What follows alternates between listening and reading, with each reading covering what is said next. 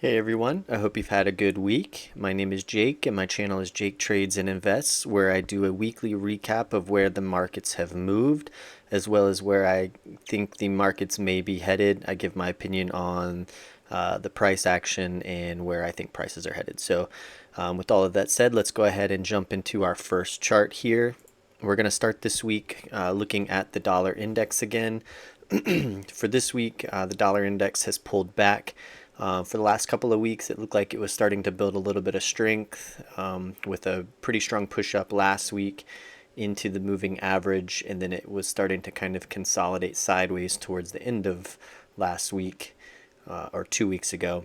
And then this week, we started off pulling back and continued to pull back into Friday, back down towards $99. So heading into this week, we'll see if we end up continuing to head lower down towards this longer term support zone here. I think that's very likely, considering on the monthly chart here, we've got this support zone running down the bottom of these prices here over the last 15 years or so. It also coincides with the monthly 200 moving average, so it's very likely the dollar is going to pull on back down into this $96 area. Would be my guess over the next few weeks. I don't think that's going to all happen in this coming week, but over the next couple of weeks, I think we're going to continue to see a little bit of weakness in the dollar, in my opinion. So let's switch over to gold now. That's usually a good sign for gold. So if the dollar is weakening, money starts flowing into gold, and we can see that has occurred this week.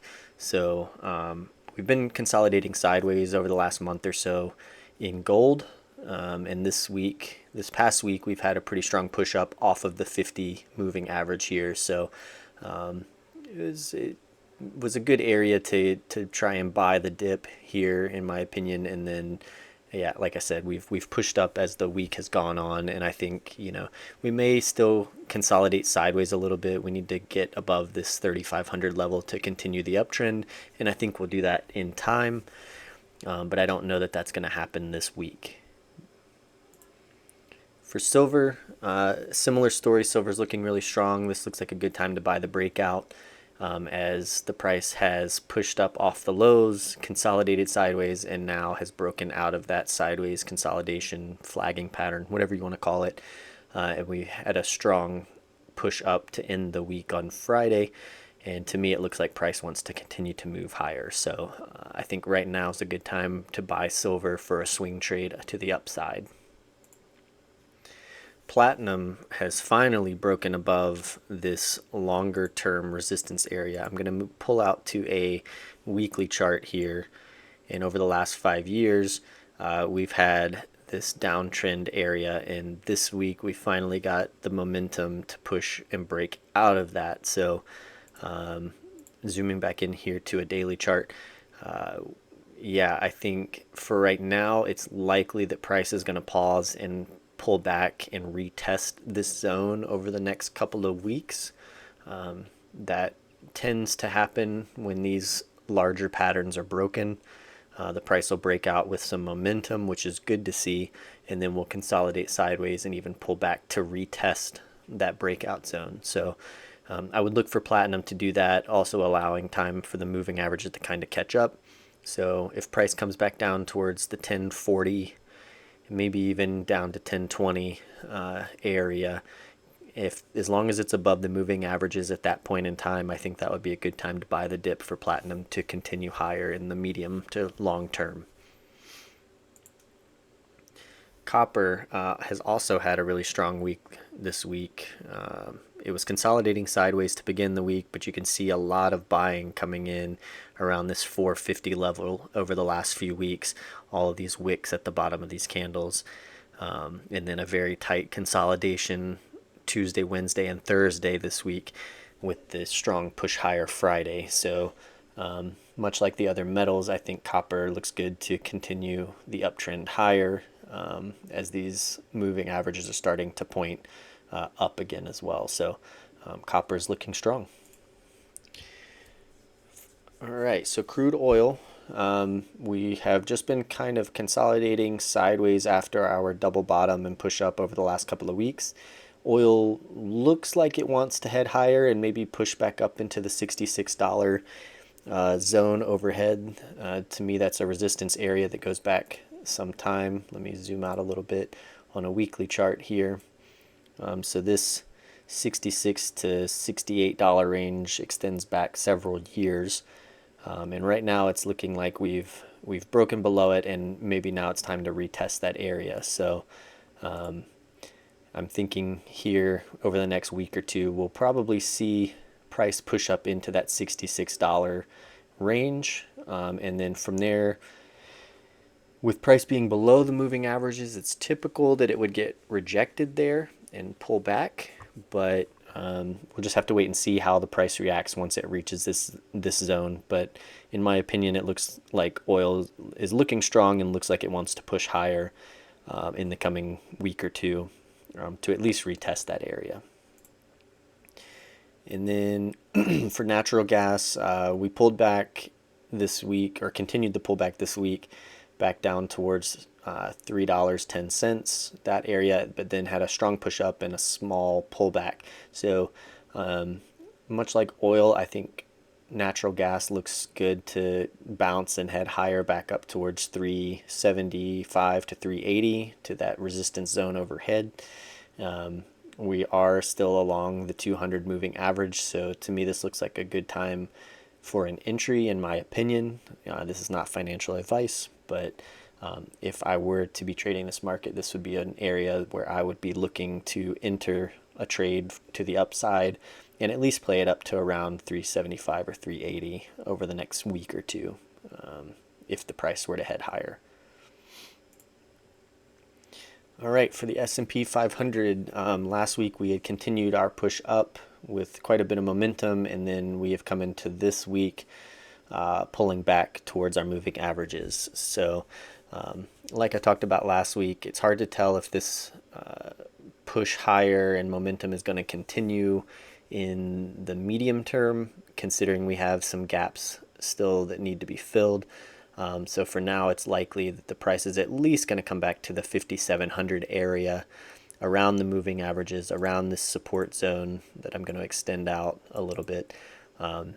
Could be a logical place for at least a small bounce. And then we'll have to see if there's any strength behind the bounce in this area. If it's kind of a weak bounce and then starts to roll over again, it's likely price is going to continue to fall back towards these lows from April, which again I still think is likely, considering we have quite a large gap down here at 5,300 that hasn't been filled yet. I'm thinking price could work its way back down over the next couple of weeks to couple of months to fill that gap, test these lows again. But I could be wrong, and price could just come on down to this support zone around 5,700 and bounce, and the uptrend continues. So we'll have to just wait and see. I'm not in any of the indices or stocks at the moment. I'm just giving my opinion on where I think prices are headed. For the Nasdaq, again, same thing. I think with the strong gap up 2 weeks ago, we're starting to pull back, and it's likely we're going to come back towards 20,000 to fill the gap, test the moving averages, test this support zone here. That, to me, that seems the likely play. Where we go from there, we'll have to wait and see what price does once it gets down to these levels, if it gets down to these levels, but I think it's likely that it will. We'll have to wait and see if there's buying into the dip, or if the momentum picks up and breaks back down to the downside below that support zone. For the Dow, it looks like we have filled the gap on the Dow. So let's extend this out a little bit, and we're kind of sitting around the moving averages. The 50 moving average has not crossed the 200 yet to the upside. They're just kind of consolidating. If the other S&P 500 and the Nasdaq continue to pull back, it's likely the Dow will continue to the downside. There's still a gap down here around 39,200 in that area, so we haven't filled that yet. So if the other indices do pull back and continue to fall to the downside, I'm sure the Dow is going to continue and fall as well. And for the Russell, we're currently sitting just above the $2,000 support zone. We're in that area now. We have filled the gap and fallen below. But again, like the other indices, there's still a gap down here from towards the end of April that hasn't been filled yet. So that's sitting just below 1900. So again, if one of the indices pulls back, it's likely that all of them will pull back. So I'm looking for the Russell to continue to work its way over the next couple of weeks to months down to fill this gap around 1890 and potentially even all the way back down towards 1800 and test this support zone again. And now we'll finish off this week with Bitcoin. So like I spoke about last week, with the weakness in the dollar, gold and Bitcoin and all the alternative options to currencies tend to show some strength. So Bitcoin is no different. We continue to see the push up this week to all-time highs at 112,345 before pulling back. And it's likely that we may pull on back again towards 100,000 or just a little above it, somewhere in this area here, to retest these moving averages that are trying to catch up. So I'm thinking for now Bitcoin may pause, chop sideways a little bit, pull back and consolidate however it decides to move. And it's likely it could push higher and continue on to new all-time highs as well. But currently, with the sell-off on Friday being a bullish or a bearish engulfing candle here, I think it's likely that Bitcoin is going to pause for the moment and pull back and let these moving averages catch up before it finds some support and continues higher. But depending on how weak the dollar gets, may impact how strong Bitcoin continues to be. But again, this is my opinion. It's a trade at your own risk.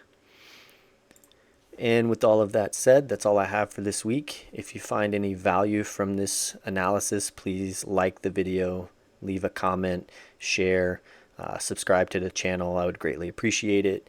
And as always, I will see you again next week. Thanks.